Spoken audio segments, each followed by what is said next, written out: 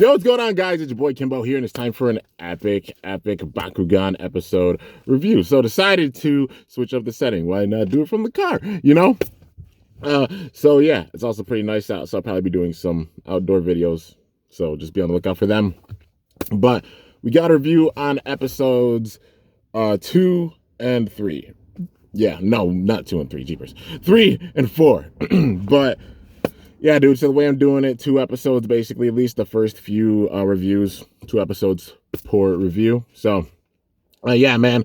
But getting into it, we got episode number 3 of Geogan Rising. So it starts out with Dan being in class, and he had to stay behind because I guess he was just zoned out and not doing his work, and his teacher made him stay in. And then all the other awesome brawlers are wondering, where the heck is Dan? But not knowing he's stuck in the classroom, And then you got somebody peeping over a corner looking at the awesome brawlers, seeing what they're doing and just thinking of a big time strategy. It's Strata. Strata shows up again, and he's trying to capture the Bakugan because he got word that they're Bakugan that don't vanish when they're defeated. So, sure enough, Strata's just peeking around the corner, but then Venica sees him and literally just runs up and hits him in the head. It was hilarious. And then, he's exposed. Everybody figures out that it's Strata. But then he has like a new upgraded kind of mechanical whip, and he uses it in order to get the Bakugan. So he strengthened it. That way he's able to actually capture the Bakugan and put them completely under his control as soon as he captures them. But Dan and Drago are both stuck inside, because Dan has to finish his work and such, and the teacher won't let him leave. So he's seeing a little bit of this stuff, and then the teacher's like, sit down! And sure enough, he sits down, But then they start trying to take care of, Strata's Bakugan. So he has control of Venica and also for Rascal because he took them under his control. So he's battling with those two, and then it's up to, honestly, Winton and also a G. So at this point, well, Falcron's honestly, I'd say one of the ones that's the most civil. I mean, him and Venica were fighting right before this whole sequence started, but he's still one of the most civil out of the Bakugan. He's like laid back and kind of one of the smarter ones. It's chill. But yeah, there's also Pinsatar, which Arliss Pinsatar. His whole vibe, he's a whole vibe, man, because literally from the get-go when they found him in Vestroya, he was just looking out at the water and such, looking out like the ocean and stuff, and just enjoying the beach, or he's just like carefree, totally carefree. He'll be in whatever, or he sleeps. He just lives his own life, man. He's chill. But yeah, Pinsatar, before Farasco actually got corrupted by Strata, Farasco actually told something to Winton, that being that when Pinsatar gets upset, he's actually the strongest out of all of us. And at first, Ajit was like, what? Like, huh? No way. But yeah, Farasco told that to Ajit. And then when the battle's going on, still it being the beginning, Falcron's not really listening to Winton that much. And then also Pinsatar's in La La Land, and then getting hit and like, why are you attacking me? What are you doing? And then Falcron was getting upset with it, like, if you're not gonna battle, stand down.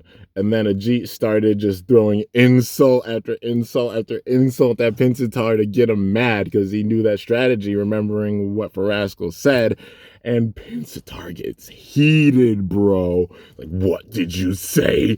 And has this red aura around him. He gets really, really upset, man. Just, that's why you don't poke a bear with a stick over and over and over and over again, and then expect not to get mauled. This is basically the the case of that.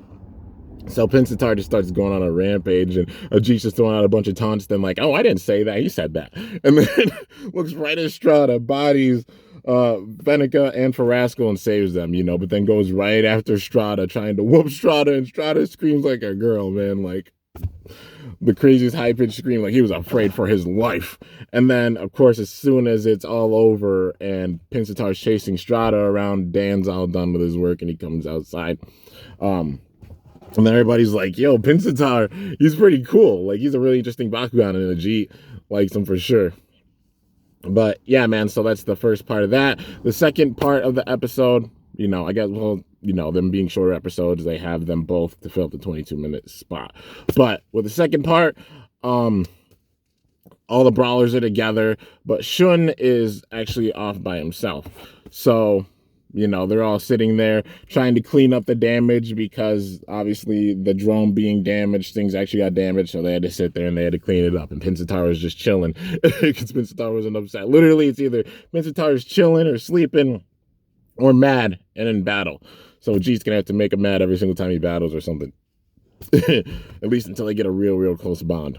I could see them probably taking the longest for their bond, just how Pinsataro is. But yeah, I mean, well, they're still kind of chill and have good communication with one another. A lot more than the other awesome brawlers in their Bakugan, honestly. But yeah, as they're cleaning stuff up, Shun goes on a trip. He goes to like Kazami. I don't know if it's the Enterprises, but it's actually like a big time underground aquarium. And he meets up with Masato and discusses with Masato about possibly getting some investment into, tech to fix the drones and such. And Masato's like, no, we're focusing on like the good of humankind. So we've been putting our money into like the satellite and space. That way, if there's any entities that come from anywhere else, it'll stop them, because obviously the events with Havoc and Havoc being an alien and such kind of makes sense with that. But also, only focusing on humankind and not Bakugan kind. That's the flaw.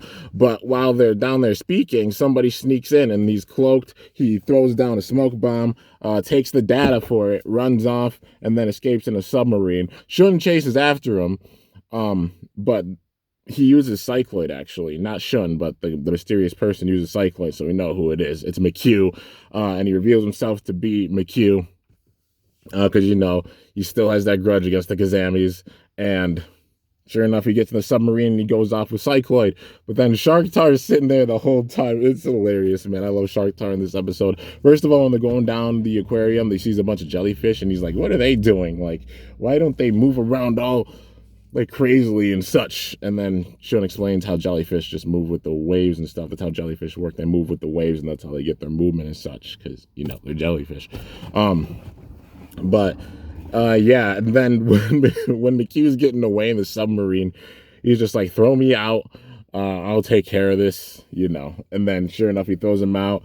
Sharktar goes and catches up to the submarine, starts just beating the crap out of it, and then Cycloid shows up, and then it's a battle between Cycloid and Sharktar, but then we finally start getting a resemblance, like some kind of teamwork with two Bakugan, and we're mainly seeing it with Shun, at least to kind of start off with. Like, it's not like a crazy level or anything, but we're seeing that connection a little bit. We're seeing it with all of them, but it seems like Winton and Shun's connection, they're a little bit better, Leah's and Lightning seem a little bit more wild, but, then again for Rascal. But anyways, getting back into it, Shun tells Sharktar to just start moving with the waves, because like whenever he sends a blast, it'll send a ripple and then it'll move him right out of the way. And sure enough, he does so. Then he goes up and bites Cycloid, and they just got out of there. McHugh and Cycloid weren't having any of it. They're like, oh no, this isn't good. And then they just go off, And yeah, dude, that's basically how that episode ends. And I mean, overall, like, I just love the way that they're doing all the building with the awesome brawlers and their Bakugan. They're doing it pretty individually, honestly. So they're all having their own situations or scenarios where they're starting to get those bonds like Leah did, and then Lightning, of course, and then now getting into Shun. But now we got episode number 4. Overall, episode 3, I really liked it a lot. Like I said, all the building and such with them, and also the funny moments with it too. It was great. But then we got episode number 4. Now this one, only one word. Jenny. Yeah, I think that's her name. Yeah, like Jenny Hackett, but Jenny. So they're all in class. New girl shows up. Her name's Jenny, and she starts marking out while everybody's like, oh man, new girl. And they're like, oh, she's really pretty. And then even Dan, like, looking, and then she starts flipping out. She's like, oh my gosh, an awesome brawler, and runs past, like, Dan and such. Dan's face got all red. Leah's laughing in the background. It was hilarious. But she goes right over to Winton. And like starts fangirling over Winton like crazy, man. Like real crazy. And Dan's just sitting there with a cold shoulder, like, dang.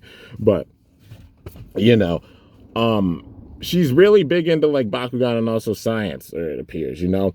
And Winton just like naturally, her knowing exactly what Winton's doing, he's creating a mobile gate and trying to like amp it up and such and fix it.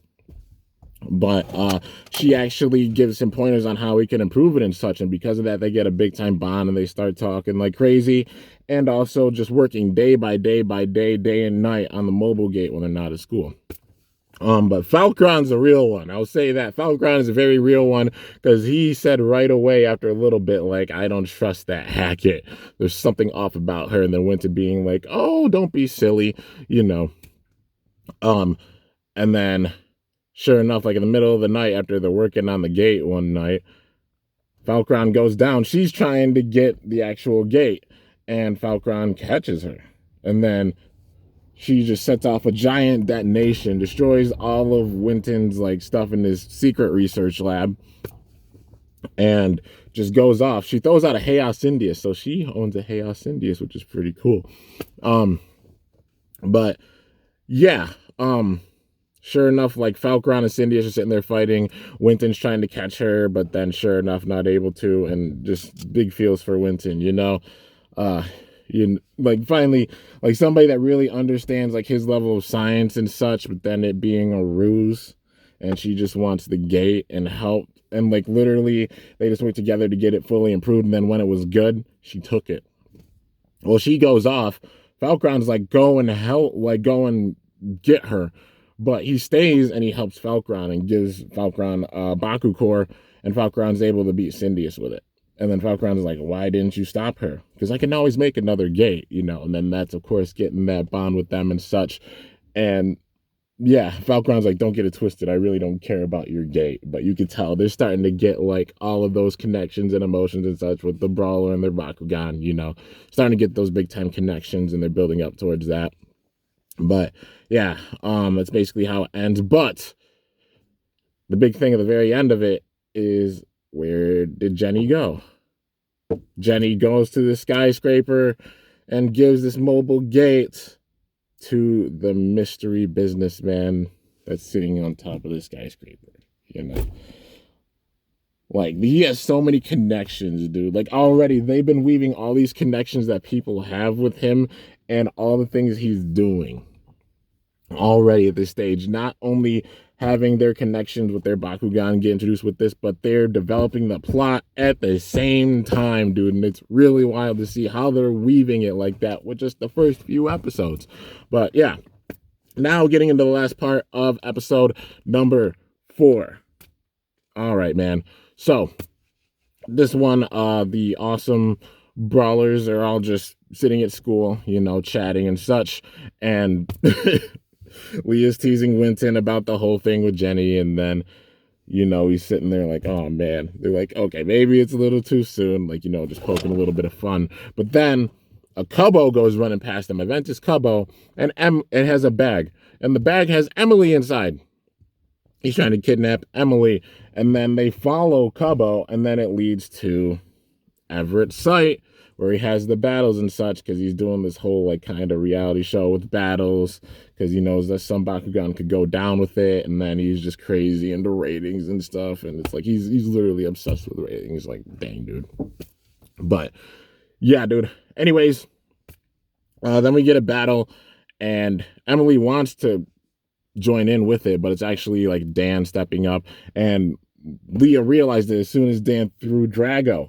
She's like, if Drago loses, he's gonna vanish. Literally only like I'm guessing Pinsatár, maybe Pinsatár. It's the same case, but it's shown with Sharktar, Falcron, Fenneca, and Farascal that they won't vanish, but Drago still runs the risk of vanishing, and Leah realized that. But then Dan's like, we're not gonna lose. So sure enough, they're doing a battle, but it's also Everett, but also with him is Strata. So they're together, you know, still working together. And it's actually Krakelios, and there's a Cubbo. So Ventus Cubbo, you know, and Ventus Krakelios. both fighting against Drago, so it's kind of 2-on-1. And at first, Drago's kind of struggling a little bit, and Emily's about to throw out her Bakugan, even though she knows she risks them going, you know, and being she risks them getting you know, sent away into like this maze area, you know, or vanishing. And so she's about to throw out her Bakugan, but somebody shows up, man. It's none other than your boy Magnus. He's back, man. And it's also Nilius with 2 heads. So yeah, really, really awesome seeing Magnus back. And then he's of course fighting with Drago. And obviously Nilius just put in some serious work and just completely whoops Krakelios. And this is one of the funniest things I've seen with any of these episodes. This is probably the funniest moment out of the reboot so far. Well, not the reboot so far. One of the top 5 moments out of the reboot, but probably the funniest moment out of this season so far. As soon as he takes out Krakelios, he's like, "Now it's your turn, Cubbo." Cubbo turns around so slow, sweating like crazy, and then just goes into ball form. Like, no, forget this. I'm out. Yay. Like, that was one of the funniest things ever, dude. I lost it just watching that. But yeah, afterwards, Emily gets really emotional, and she's like, "Where have you been, big brother?" And she gets like legit really upset, and Magnus turns to her like, "Emily." And then he explains that he's been off training. He's always had the goal and it's never changed. It's kind of like the Kyoya Jenga type of thing, you know, like I know Bait later reference, but always seeing Dan as his rival, you know, like don't get twisted because he helped out with like the 2nd season and such and was like kind of a vigilante then. His focus has always been on just improving and also Dan being his rival and beating him. And he explains that he's been off training and such in order to get stronger so he can beat Dan. And it showed with the battle. Like, Dan even said himself, "You've gotten stronger, Magnus." And even after that, he's like, "I'm glad you're back." You know, he told that to Drago. He's like, "I'm glad that you're back." And Drago said, "It's good to be back." And then him and Nilius fly off. And that's basically how it ends. And Dan's like, "It's good to see Magnus back." So yeah, overall thoughts on these episodes. It definitely pulled up the heartstrings with the whole situation with Winton and Jenny. Made me sad because immediately going into it, the more that I watched the episode, it was like, man, there's something about her. Like, I want to believe it because Winton's so happy, but like, there's something about her. And Falcron even said it. Like, as soon as I started to think it, and then I'm like, yep, he's a real one. And he's realizing it, and then everything happened, you know. So emotion-wise, it was a fun episode and made it where their bond got that much closer, but also sad. I feel for Winton, man.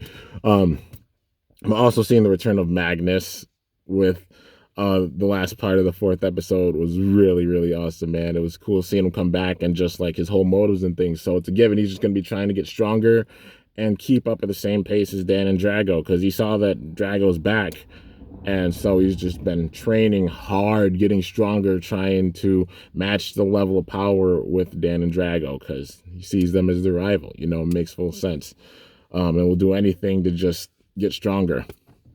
And that's why he's been off by himself a lot. But yeah, guys. Anyways, that's going to do it for the reviews on episodes 3 and 4. Overall, really, really enjoy the way that they're building this and also even bringing in like our antagonist a little bit. Clip by clip, we see him sitting at the top of the skyscraper and such, and all these people being connected to him. It shows how much of a threat he is, and they're building that even with getting the connections with the awesome brawlers and their Bakugan. So yeah, man.